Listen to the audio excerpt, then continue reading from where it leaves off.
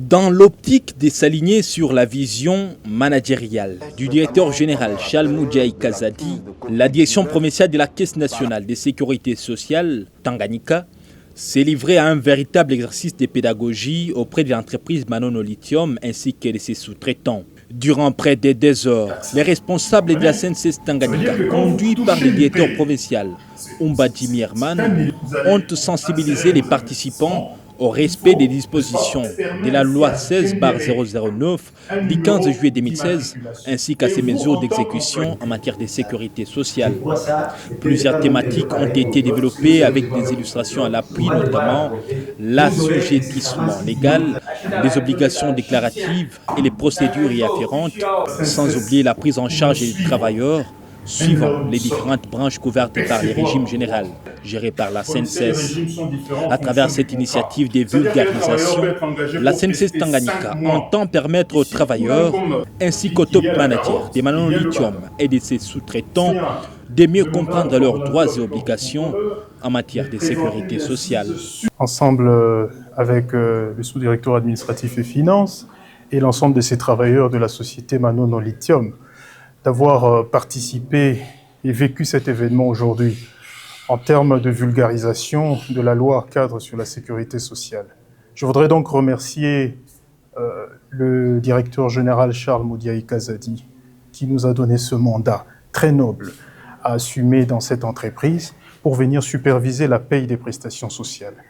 Et aujourd'hui particulièrement, nous avons tenu à faire cette vulgarisation pour permettre au personnel de cette entreprise ainsi qu'aux top managers de s'imprégner de leurs droits et obligations sociales pour rendre la sécurité sociale une véritable réalité dans le vécu de cette entreprise. Sur place, certains employeurs qui se sont retrouvés hors loi ont promis de se conformer.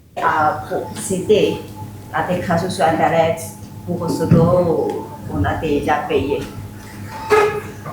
Cette séance de sensibilisation est tombée à point nommé, selon plusieurs participants, notamment Madame Cynthia, chimiste de Manono Lithium, qui, avec d'autres employés, a salué cette démarche et plaidé pour l'installation d'un bureau de liaison de la CNCS à Manono. C'était intéressant que la CNCS soit passée personnellement à notre société pour vulgariser par rapport à la loi concernant les assistances sociales.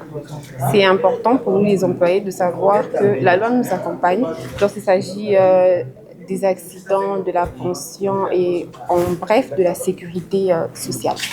Donc c'était bien, nous avons appris beaucoup de choses, qu'on a le droit d'être enregistré, que les sociétés qui nous engagent ont le devoir de payer auprès de la Caisse nationale de sécurité afin que notre vie sociale soit en sécurité, que la sécurité de même notre vie après le travail soit garantie.